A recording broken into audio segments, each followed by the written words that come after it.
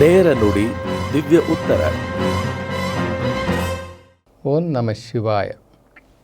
ಶ್ರೀ ಗುರು ಬಸವಲಿಂಗಾಯ ನಮಃ. ವಿಭೂತಿಯನ್ನು ಏಕೆ ಧರಿಸಬೇಕು? ವಿಭೂತಿ ಒಂದು ಧರ್ಮಲಾಂಛನ. ನಾವು ಶರಣ ಮಾರ್ಗದಲ್ಲಿದ್ದೇವೆ, ನಾವು ಭಕ್ತಿ ಮಾರ್ಗದಲ್ಲಿದ್ದೇವೆ ಅನ್ನುವಂಥದ್ದನ್ನು ರುಜುವಾತು ಮಾಡುತ್ತೆ. ವಿಭೂತಿ ಧಾರಣೆಯಿಂದ ಮನುಷ್ಯನ ಮೇಲೆ ಅನೇಕ ಒಳ್ಳೆಯ ಪರಿಣಾಮಗಳಾಗ್ತವೆ. ನಮ್ಮ ಬುದ್ಧಿಯ ಮೇಲೆ, ನಮ್ಮ ಭಾವದ ಮೇಲೆ, ನಮ್ಮ ಮನಸ್ಸಿನ ಮೇಲೆ ತುಂಬ ಪ್ರಭಾವ ಆಗುತ್ತೆ. ಆ ವಿಭೂತಿ ಅಂತಕ್ಕಂಥ ಆ ಪರಮಾತ್ಮನ ಆ ಚಿತ್ಕಳೆ, ಚಿದ್ರೂಪ, ಅವ ಶಿವಸ್ವರೂಪವಾಗಿರ್ತಕ್ಕಂಥ ಆ ವಿಭೂತಿ ಯಾವಾಗಲೂ ಹಣೆಯಲ್ಲಿ ಯಾರು ಧರಿಸಿರ್ತಾರೋ ಅವರಿಗೆ ಉತ್ತಮವಾದಂತಹ, ಅತ್ಯುತ್ತಮವಾದಂತಹ ಫಲಪ್ರಾಪ್ತಿಗಳು ಅವರಿಗೆ ಅರಿವಿಲ್ಲದೆ ಆಗ್ತಾ ಇರ್ತದೆ. ಕೆಲವರನ್ನು ನಾವು ವಿಭೂತಿ ಪುರುಷ ಅಂತ ಕರಿತೀವಿ. ಅದು ಬಹಳ ದೊಡ್ಡ ಅರ್ಥ ಐತೆ. ವಿಭೂತಿ ಪುರುಷ ಅಂತ ಹೇಳೋದಕ್ಕೆ ಅತಿ ದೊಡ್ಡ ಅರ್ಥ ಐತೆ. ನಮಗೆ ಗೊತ್ತಿರಲಿಲ್ಲ. ಕೆಲವರನ್ನು ವಿಭೂತಿ ಪುರುಷರು ಅಂತ ಕರೀತಾರೆ. ನಮಗೆ ತುಂಬ ವರ್ಷದ ಮೇಲೆ ಗೊತ್ತಾಯಿತು ವಿಭೂತಿ ಪುರುಷರು ಅಂತ ಯಾಕೆ ಕರೀತಾರೆ ಅಂತ. ನಾವು ವಿಭೂತಿ ಇಟ್ಕೊಂಡವರೆಲ್ಲ ವಿಭೂತಿ ಪುರುಷರಾಗ್ಲಿಕ್ಕೆ ಸಾಧ್ಯ ಇಲ್ಲ. ಎಲ್ಲರೂ ಇಡ್ತಾರೆ ವಿಭೂತಿಯನ್ನು. ವಿಭೂತಿಯನ್ನು ಧರಿಸಿದ ಕಾರಣಕ್ಕೆ ವಿಭೂತಿ ಪುರುಷ ಅಂತ ಯಾರನ್ನೂ ಕರೆಯೋದಿಲ್ಲ. ಹಾಗಿದ್ದರೆ ವಿಭೂತಿ ಪುರುಷ ಅಂದರೆ ಏನು? ಈ ವಿಭೂತಿಯ ಮಹಿಮೆ ಅಂದ್ರೇನು?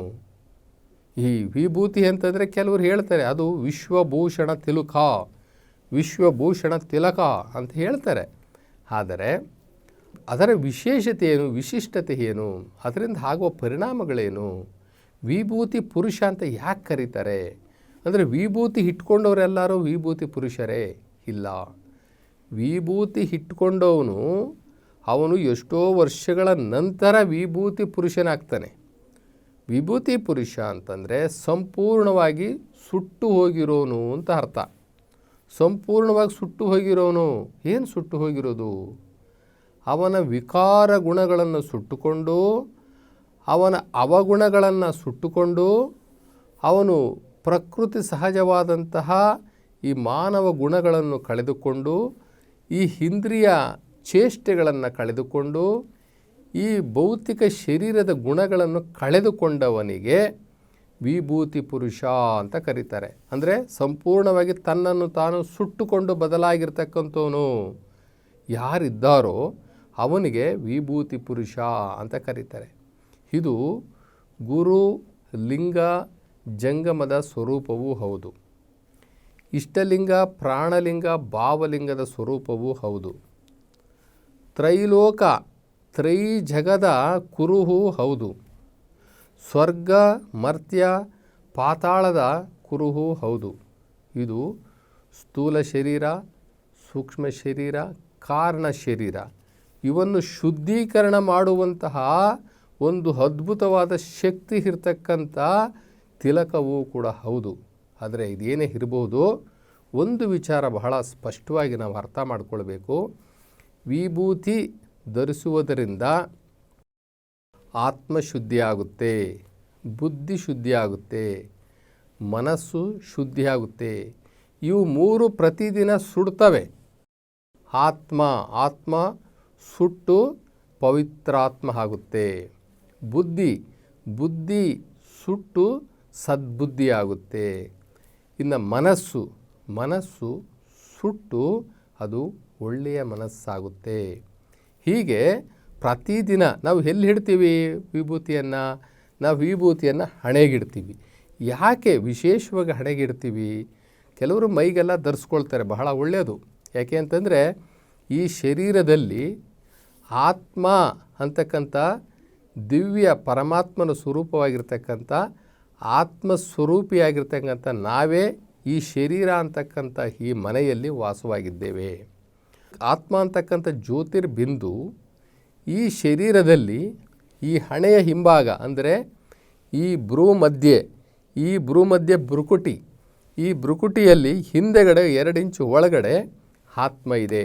ಆ ಆತ್ಮವೇ ನಾವು. ನಾವು ಇರುವಂತಹ ಈ ಮನೆ, ಈ ಶರೀರ, ನಾವು ವಾಸ ಮಾಡ್ತಾ ಇರ್ತಕ್ಕಂಥ ಮನೆ ಅಂದರೆ ಆತ್ಮನ ಮನೆ ಇದು. ಈ ಆತ್ಮನ ಮನೆಯನ್ನು ಬಹಳ ಪರಿಶುದ್ಧವಾಗಿ ಇಟ್ಕೊಳ್ಬೇಕು, ಬಹಳ ದೈವ ಭಕ್ತಿಯಿಂದ ನಾವು ಇದನ್ನು ಇಟ್ಕೊಳ್ಬೇಕು. ಇಲ್ಲಿ ಆ ಆತ್ಮದಲ್ಲಿ, ಇಲ್ಲಿ ನಾವು ಮಧ್ಯದಲ್ಲಿ ಒಂದು ಬೊಟ್ಟಿರ್ತೀವಲ್ಲ, 3 ಎಳೆ ಆದಮೇಲೆ ಮಧ್ಯದಲ್ಲಿ ಒಂದು ಬೊಟ್ಟಿರ್ತೀವಿ, ಅದು ಆತ್ಮನಿಗೆ ಇಡುವಂಥದ್ದು. ಆತ್ಮನಿಗೆ ಇಡುವಂತಹ ಬೊಟ್ಟದು. ಆ ವಿಭೂತಿ ಬೊಟ್ಟಿನಿಂದ ಆತ್ಮ ಪರಿಶುದ್ಧ ಆಗುತ್ತೆ. ಆತ್ಮದ ಜೊತೆಯಲ್ಲೇ ಇರ್ತಕ್ಕಂಥ ಬುದ್ಧಿ, ಆ ಬುದ್ಧಿಯ ಜೊತೆಯಲ್ಲಿ ಇರ್ತಕ್ಕಂಥ ಮನಸ್ಸು, ಇವು ಮೂರೂ ಪ್ರತಿದಿನ ಸುಡುವುದರಿಂದ ಅವು ಸಂಪೂರ್ಣವಾಗಿ ದೈವಮಯ ಆಗ್ತವೆ, ದೈವೀಕರಣಗೊಳ್ತವೆ. ಅವಗುಣಗಳನ್ನು ಕಳ್ಕೊಂಡು ಅವು ಪರಿಶುದ್ಧ ಆಗ್ತವೆ. ನಮ್ಮ ಯಾವುದೇ ಇಂದ್ರಿಯಗಳು ನಮ್ಮನ್ನು ಬಾಧಿಸೋದಿಲ್ಲ. ಆದ್ದರಿಂದ ವಿಭೂತಿ ಒಂದು ಭಕ್ತಿಯ ಸಂಕೇತ ಅಷ್ಟೇ ಅಲ್ಲ, ಪರಮಾತ್ಮರ ಪರಂಜ್ಯೋತಿ ಸ್ವರೂಪ. ನಮ್ಮ ಆತ್ಮವನ್ನು, ನಮ್ಮ ಬುದ್ಧಿಯನ್ನು, ನಮ್ಮ ಮನಸ್ಸನ್ನು ಪ್ರತಿದಿನ ಶುದ್ಧೀಕರಣ ಮಾಡುವಂತಹ ಒಂದು ಪರಮಾತ್ಮನ ದಿವ್ಯ ಸ್ವರೂಪ ಆ ವಿಭೂತಿ, ದಿವ್ಯ ಸ್ವರೂಪ. ಆದ್ದರಿಂದ ವಿಭೂತಿಯನ್ನು ಪ್ರತಿಯೊಬ್ಬರೂ ಕೂಡ ದಿನ ಬೆಳಗ್ಗೆ ಆದರೆ ಪ್ರಸಾದ ಸೇವನೆಗೆ ಮುಂಚಿತವಾಗಿ ಪ್ರತಿಯೊಬ್ಬರೂ ಕೂಡ ಹಣೆಯ ಮೇಲೆ ಧರಿಸುವುದು ಬಹಳ ಬಹಳ ಬಹಳ ಶ್ರೇಷ್ಠ. ಜೊತೆಗೆ ನಮ್ಮ ನಡತೆಯ ಮೇಲೂ ಕೂಡ ಪರಿಣಾಮವನ್ನು ಬೀರುತ್ತೆ. ಇವಾಗ ಯಾರಾದ್ರೂ ಹಣೆ ತುಂಬ ವಿಭೂತಿ ಇಟ್ಕೊಂಡು ಸಾರಾಯಿ ಅಂಗಡಿಗೆ ಹೋಗ್ತಾರ? ಅದು ಬಿಡೋದಿಲ್ಲ, ಓಕೆ ಬಿಡೋದಿಲ್ಲ. ಅಥವಾ ಒಂದು ಕೆಟ್ಟ ಕೆಲಸ ಮಾಡಲಿಕ್ಕೆ ಬಿಡ್ತದ? ಬಿಡೋದಿಲ್ಲ. ಅಥವಾ ಕೆಟ್ಟ ಶಬ್ದಗಳನ್ನು ಬಾಯಿಂದ ಮಾತಾಡ್ಲಿಕ್ಕೆ ಬಿಡುತ್ತಾ? ಬಿಡೋದಿಲ್ಲ. ಹಾಗೆ ನಮ್ಮ ನಡತೆಯ ಮೇಲೆ ಅತ್ಯಂತ ಪ್ರಭಾವವನ್ನು ಬೀರಿ ನಮ್ಮನ್ನು ಆ ದೈವತ್ವದ ಕಡೆಗೆ, ಆ ಭಕ್ತಿಯ ಕಡೆ, ಆ ಜ್ಞಾನದ ಕಡೆ, ಆ ವೈರಾಗ್ಯದ ಕಡೆ ನಮ್ಮನ್ನು ವಿಭೂತಿ ಕರ್ಕೊಂಡೋಗುತ್ತೆ. ಆದ್ದರಿಂದ ಪ್ರತಿದಿನ ಎಲ್ಲರೂ ವಿಭೂತಿಯನ್ನು ಹಣೆಗೆ ಧಾರಣೆ ಮಾಡಲೇಬೇಕು. ದೇವರಿಗೆ ನೈವೇದ್ಯ ಮುಖ್ಯನಾ? ದೇವರಿಗೆ ನೈವೇದ್ಯದ ಅವಶ್ಯಕತೆ ಇಲ್ಲ. ದೇವತೆಗಳಿಗೆ ಇರಬಹುದು.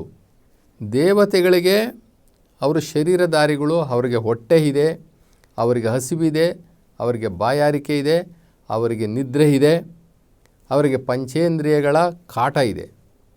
ಅವರೆಲ್ಲರೂ ದೇವತೆಗಳು.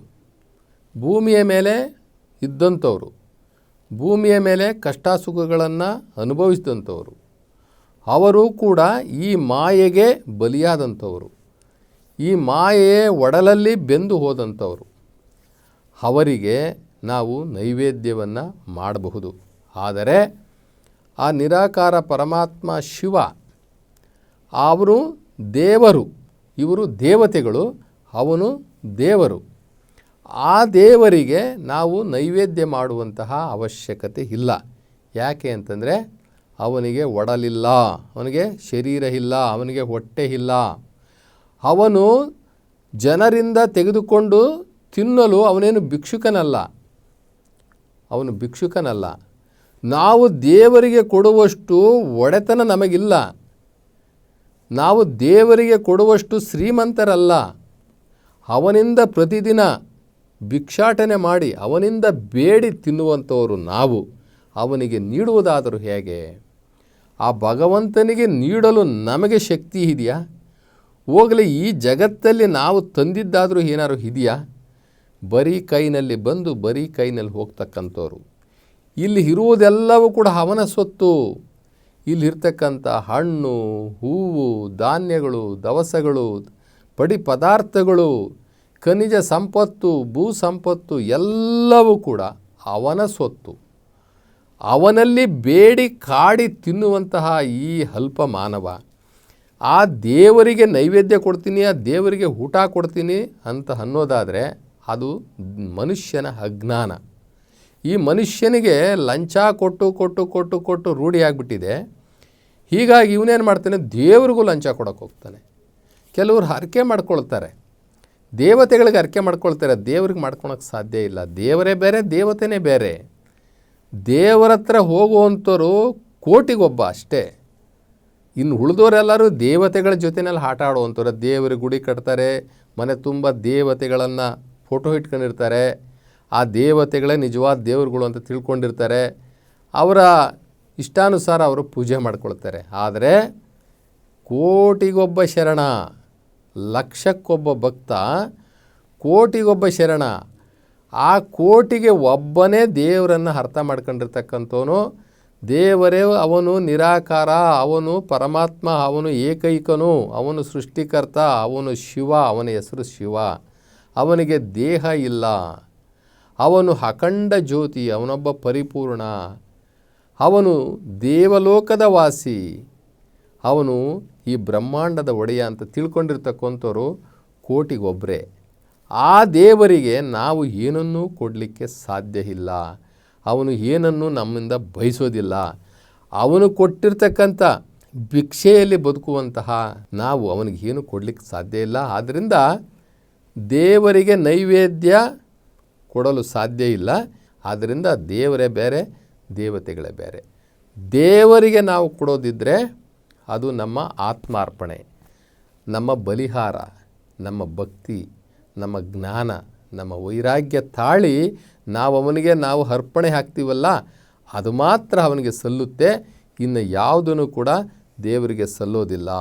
ನಾವಿಲ್ಲಿ ಸ್ಪಷ್ಟೀಕರಣ ಇರಲಿ, ದೇವರಿಗೆ ನೈವೇದ್ಯ ಅಗತ್ಯ ಇಲ್ಲ, ದೇವತೆಗಳಿಗೆ ಮಾಡಿಕೊಂಡ್ರೆ ಯಾರೂ ಬೇಡ ಅನ್ನೋದಿಲ್ಲ. ದೇವರಿಗೆ ಕರ್ಪೂರವನ್ನು ಏಕೆ ಬೆಳಗಬೇಕು?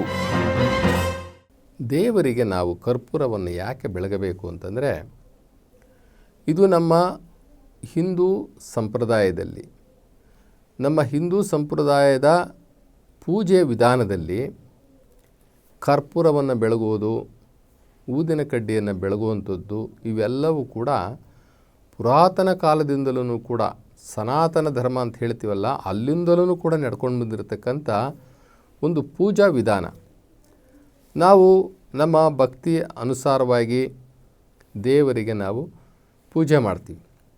ಇಲ್ಲಿ ಎರಡು ಥರ ಪೂಜೆ, ಒಂದು ದೇವತೆಗಳ ಪೂಜೆ, ಇನ್ನೊಂದು ದೇವರ ಪೂಜೆ.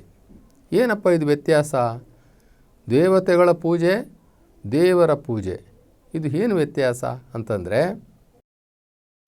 ದೇವತೆಗಳು ಅಂತಂದರೆ ಈ ಭೂಮಿಯ ಮೇಲೆ ದೇಹಧಾರಿಗಳಾಗಿ ಬಂದು ನಮ್ಮಂತೆ ನಿಮ್ಮಂತೆ ಸಂಸಾರವನ್ನು ಮಾಡಿ ಒಂದು ದಿನ ಶರೀರವನ್ನು ಬಿಟ್ಟಿರ್ತಕ್ಕಂಥವ್ರಿಗೆ ನಾವು ಗುಡಿಗಳನ್ನು ಕಟ್ಟಿ ಇವರು ದೇವರು, ಇವರು ದೇವರು, ಇವರು ದೇವರು ಅಂತ ಹೇಳಿ ಬೆಳಗ್ಗೆಯಿಂದ ಸಂಜೆವರೆಗೂ ಬೆಳಗ್ಗೆ ಅವರಿಗೆ ಸ್ನಾನಾದಿಗಳನ್ನು ಮಾಡಿಸಿ ಅವರಿಗೆ ಪ್ರಸಾದವನ್ನು ಕೊಟ್ಟು ಬಟ್ಟೆ ಧಾರಣೆಗಳನ್ನೆಲ್ಲ ಮಾಡಿ ಸಂಜೆನೂ ಕೂಡ ಅವರಿಗೆ ಮಾಡುವಂಥ ವಿಧಾನಗಳನ್ನು ಮಾಡುವಂಥದ್ದು ಇದೆಯಲ್ಲ, ಅದು ದೇವತೆಗಳ ಆರಾಧನೆ, ಅಂದರೆ ದೇವತೆಗಳ ಪೂಜೆ. ಇನ್ನು ದೇವರ ಪೂಜೆ ಅಂದರೆ ಏನು? ದೇವರು ಅಂತಂದರೆ ಆ ಪರಮಾತ್ಮ ನಿರಾಕಾರ ಶಿವ. ದೇವರು ಸೃಷ್ಟಿಕರ್ತ, ದೇವರು ಜಗತ್ ರಕ್ಷಕ, ದೇವರು ಈ ಬ್ರಹ್ಮಾಂಡದೊಡೆಯ, ಸೃಷ್ಟಿಯ ಒಡೆಯ, ಈ ಜಗತ್ತೆಲ್ಲವೂ ಅವನ ಸ್ವತ್ತು ಅಂಥ ಮಹಾಮಹಿಮ ಆ ಪರಮಾತ್ಮ ಶಿವ. ಅವನು ಮಾನವರ ಹೊಟ್ಟೆಯಲ್ಲಿ ಹುಟ್ಟುವುದಿಲ್ಲ, ಅವನಿಗೆ ಯಾವುದೇ ಶರೀರವಿಲ್ಲ, ಅವನಂತೂ ಮಾನವ ಸ್ವರೂಪದಲ್ಲಿ ಶರೀರಧಾರಿಯಾಗಿ ಭೂಲೋಕದ ಮೇಲೆ ಬರೋದೇ ಇಲ್ಲ. ಆ ಸೃಷ್ಟಿಕರ್ತ ಇದ್ದಾನಲ್ಲ, ನಮ್ಮನ್ನು ನಿಮ್ಮನ್ನು ಭೂಮಿಗೆ ತಂದವನು, ನಮ್ಮನ್ನು ನಿಮ್ಮನ್ನು ಒಂದಿನ ಕರ್ಕೊಳ್ಳೋನು, ಈ ಭೂಮಿಯ ಮೇಲೆ ನಮ್ಮನ್ನು ಬಿಟ್ಟೋನು, ಈ ಭೂಮಿ ಆಕಾಶಗಳ ಒಡೆಯ ಯಾರಿದ್ದಾರಲ್ಲ ಅವನು ನಿರಾಕಾರ ಶಿವ. ಅವನಿಗೆ ಪೂಜೆ ಮಾಡುವಂಥದ್ದು ಇದೆಯಲ್ಲ ಅದೇ ಬೇರೆ, ದೇವತೆಗಳಿಗೆ ಪೂಜೆ ಮಾಡೋದೇ ಬೇರೆ. ನಾವು ದೇವತೆಗಳಿಗೆ ಪೂಜೆ ಮಾಡಿದ್ರೆ ನಾವು ಏನು ಮಾಡ್ತೀವಿ? ಏನೇನೋ ಬಲಿಗಳನ್ನೆಲ್ಲ ಕೊಡ್ತೀವಿ, ನಮಗೆ ಬೇಕಾಗಿರ್ತಕ್ಕಂಥ ಭಕ್ಷ್ಯ ಭೋಜನ ಪರಮಾನ್ನಗಳನ್ನು ನಾವು ಎಡೆ ಮಾಡ್ತೀವಿ, ಮಾಂಸಾಹಾರವನ್ನು ಬಲಿ ಕೊಡ್ತಾರೆ, ಎಡೆ ಹಿಡ್ತಾರೆ, ಪ್ರಾಣಿಗಳನ್ನು ಬಲಿ ಕೊಡ್ತಾರೆ. ಇದೆಲ್ಲವೂ ಕೂಡ ದೇವತೆಗಳಿಗೆ. ಆದರೆ ದೇವರು ಅದನ್ನು ಏನೂ ಕೇಳಲ್ಲ. ದೇವರಿಗೆ ನಾವು ಕೊಡೋದಿದ್ದರೆ ನಮ್ಮ ಈ ಶರೀರವನ್ನೇ ಬಲಿಹಾರವಾಗಿ ಕೊಡಬೇಕು, ಈ ಶರೀರದವನ್ನೇ ಕೊಟ್ಟು ಅವನಿಗೆ ಬಲಿ ಪೂಜೆ ಮಾಡಬೇಕು, ಈ ಆತ್ಮವನ್ನೇ ಅವನಿಗೆ ಅರ್ಪಿಸಿ ಆತ್ಮಾರ್ಪಣೆ ಮಾಡಿಕೊಳ್ಳಬೇಕು. ಯಾಕೆ ಅಂತಂದರೆ ದೇವರಿಗೆ ಶರೀರ ಇಲ್ಲ, ದೇವರು ಏನನ್ನು ನಮ್ಮಿಂದ ಬಯಸೋದಿಲ್ಲ. ನಾವು ಏನು ತಂದಿಲ್ಲ, ಈ ಜಗತ್ತಿಗೆ ಬರಬೇಕಾದ್ರೆ ನಾವು ಏನು ತಂದಿಲ್ಲ. ನಾವು ಪರಮಾತ್ಮನಿಗೆ ಏನಾದರೂ ಕೊಡೋದಿದ್ದರೆ, ಆ ನಿರಾಕಾರ ಪರಮಾತ್ಮ ಶಿವನಿಗೆ ನಾವು ಕೊಡೋದಿದ್ದರೆ ಅದು ನಮ್ಮ ನಿಷ್ಕಲ್ಮಶವಾದಂತಹ ಭಕ್ತಿ. ಜೊತೆಗೆ ಈ ಶರೀರ ಅವನೇ ಕೊಟ್ಟಿರುವಂಥದ್ದು, ಈ ಶರೀರದ ಒಡೆಯ ಅವನೇ, ಈ ಆತ್ಮದ ಒಡೆಯ ಅವನೇ. ಈ ಆತ್ಮ ಮತ್ತು ಈ ಶರೀರವನ್ನು ಅವನಿಗೇ ಅರ್ಪಣೆ ಮಾಡಬಹುದು. ಅವನಿಗೆ ಅರ್ಪಣೆ ಮಾಡಿ ಇದಕ್ಕೆ ಬಲಿಹಾರ ಅಂತ ಕರೀತಾರೆ. ಈ ಆತ್ಮವನ್ನು, ಈ ಶರೀರವನ್ನು ಅವನಿಗೆ ಅರ್ಪಿಸಿ ಬಲಿ ಪೂಜೆ ಮಾಡಿ ಈ ಆತ್ಮವನ್ನೇ ಅವನಿಗೆ ಅರ್ಪಿಸ್ಬಿಡೋದು. ನಾವು ಕೈನಲ್ಲಿ ಲಿಂಗ ಇಟ್ಕೊಂಡಿರ್ತೀವಿ, ಲಿಂಗವನ್ನು ನೋಡ್ತಾ ಇರ್ತೀವಿ. ಲಿಂಗವನ್ನು ನೋಡ್ತಾ ಇರ್ತಕ್ಕಂಥದ್ದು ಯಾವುದು? ಆತ್ಮ. ಆ ಆತ್ಮವನ್ನೇ ಆ ಲಿಂಗಕ್ಕೆ ಅರ್ಪಿಸ್ಬಿಡೋದು, ಆ ಆತ್ಮವನ್ನೇ ಸಮರ್ಪಣೆ ಮಾಡಿಬಿಡೋದು. ಈ ಆತ್ಮವೇ ಶರಣಾಗತಿ ಹೊಂದುವಂಥದ್ದು. ಆ ಪರಮಾತ್ಮ ನಿರಾಕಾರ ಶಿವನಿಗೆ ಈ ಆತ್ಮವನ್ನೇ ನೈವೇದ್ಯ ಮಾಡಿ ಅರ್ಪಣೆ ಮಾಡಿ ಶರಣು ಮಾಡುವಂಥದ್ದು. ಇದು ಯಾವ ನಾವು ಕರ್ಪೂರವನ್ನು ನಾವು ಬೆಳಗ್ತೀವಲ್ಲ, ಆ ಕರ್ಪೂರ ನಾವೇ, ಅಂದರೆ ಆತ್ಮಸ್ವರೂಪ. ಆ ಕರ್ಪೂರ ಆತ್ಮಸ್ವರೂಪ. ಆ ಪರಮಾತ್ಮನೂ ಜ್ಯೋತಿ, ಈ ಆತ್ಮವೂ ಜ್ಯೋತಿ. ಈ ಆತ್ಮ ಅಂತಕ್ಕಂಥ ಜ್ಯೋತಿಯನ್ನು ಆ ಪರಮಾತ್ಮ ಅನ್ನೋ ಒಂದು ಜ್ಯೋತಿಗೆ ಅರ್ಪಣೆ ಮಾಡೋದು, ನನ್ನನ್ನು ನಾನು ಅರ್ಪಣೆ ಮಾಡಿಕೊಳ್ಳೋದು, ಆತ್ಮವನ್ನು ಪರಮಾತ್ಮನಿಗೆ ಅರ್ಪಣೆ ಮಾಡುವುದು. ಆತ್ಮರೂಪದ ಜ್ಯೋತಿಯನ್ನು ಪರಮಾತ್ಮ ಅವನಿಗೆ ಅರ್ಪಣೆ ಮಾಡೋದು. ಈ ದೇಹವನ್ನು ಮತ್ತು ಆತ್ಮವನ್ನು ಅರ್ಪಣೆ ಮಾಡುವಂತಹ ಸಂಕೇತವಾಗಿ ನಾವು ಆ ಕರ್ಪೂರವನ್ನು ಪರಮಾತ್ಮನಿಗೆ ಬೆಳಗಿ ಹೀಗೆ ನಾವು ನೈವೇದ್ಯ ಮಾಡ್ತೀವಿ. ನೈವೇದ್ಯ ಅಂದರೆ ಈ ಆತ್ಮ ನಿನ್ನದಪ್ಪ, ನೀನು ಪರಮಾತ್ಮ, ನಾನು ನಿನ್ನ ಮಗ, ನಾನು ಭಕ್ತ, ನೀನು ಭಗವಂತ. ಈಗೋ ನನ್ನಲ್ಲಿ ಏನೂ ಇಲ್ಲ ನಿನಗೆ ಅರ್ಪಣೆ ಮಾಡಿಕೊಳ್ಳಿಕ್ಕೆ, ನನ್ನ ಆತ್ಮಾರ್ಪಣೆ ಮಾಡಿಕೊಳ್ತಾ ಇದ್ದೀನಿ, ನನ್ನ ಆತ್ಮಾರ್ಪಣೆ ಮಾಡಿಕೊಳ್ತಾ ಇದ್ದೀನಿ, ನಾನೇ ನಿನಗೆ ಬಲಿಹಾರವಾಗ್ತಾ ಇದ್ದೀನಿ, ನಾನೇ ನಿನಗೆ ಬಲಿಪೂಜೆ ಆಗ್ತಾ ಇದ್ದೀನಿ, ನನ್ನ ಆತ್ಮವನ್ನು ಅರ್ಪಣೆ ಮಾಡ್ಕೊಳ್ತಾ ಇದ್ದೀನಿ ಅನ್ನುವ ಒಂದು ಸಂಕೇತವಾಗಿ ಆತ್ಮ ಜ್ಯೋತಿಯ ಸ್ವರೂಪವಾಗಿರ್ತಕ್ಕಂಥ ಕರ್ಪೂರವನ್ನು ಲಿಂಗಕ್ಕೆ ಅಥವಾ ದೇವರಿಗೆ ನಾವು ಬೆಳಗ್ತೀವಿ. ಕೆಲವರು ದೇವತೆಗಳು ಕೂಡ ಬೆಳಗ್ತಾರೆ. ಆದರೆ ದೇವರ ಪೂಜೆನೇ ಬೇರೆ, ದೇವತೆಗಳ ಪೂಜೆನೇ ಬೇರೆ. ದೇವತೆಗಳು ಯಾವತ್ತೂ ಮುಕ್ತಿ ಕೊಡಲಿಕ್ಕೆ ಸಾಧ್ಯವಿಲ್ಲ. ನಮಗೆ ಏನನ್ನೂ ಕೂಡ ಕೊಡಲಿಕ್ಕೆ ದೇವತೆಗಳಿಂದ ಸಾಧ್ಯ ಇಲ್ಲ.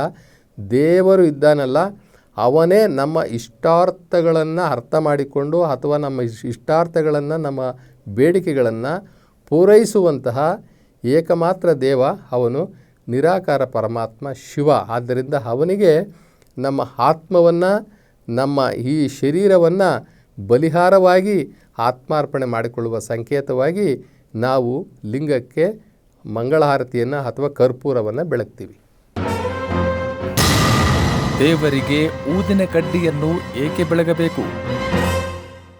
ದೇವರಿಗೆ ಊದಿನ ಕಡ್ಡಿಯನ್ನು ಬೆಳಗಿದಾಗ ಅದರಿಂದ ಹೊರಹೊಮ್ಮುವಂತಹ ಆ ಸುಗಂಧ, ಆ ಸುವಾಸನೆ ನಮ್ಮ ಮೂಗಿಗೆ ಬಡಿದಾಗ, ಈ ಮೂಗು ಪಂಚ ಇಂದ್ರಿಯಗಳಲ್ಲಿ ಒಂದಾಗಿದೆ.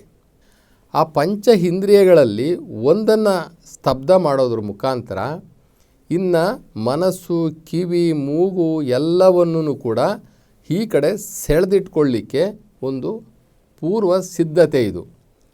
ಯಾವಾಗ ಊದಿನ ಕಡ್ಡಿಯಿಂದ ಬಂದಂತಹ ಆ ಪರಿಮಳ, ಆ ಒಳ್ಳೆಯ ಸುವಾಸನೆ ತಕ್ಷಣ ನಮ್ಮ ಪಂಚ ಇಂದ್ರಿಯಗಳನ್ನು ಒಳಮುಖ ಮಾಡಿಬಿಡ್ತದೆ.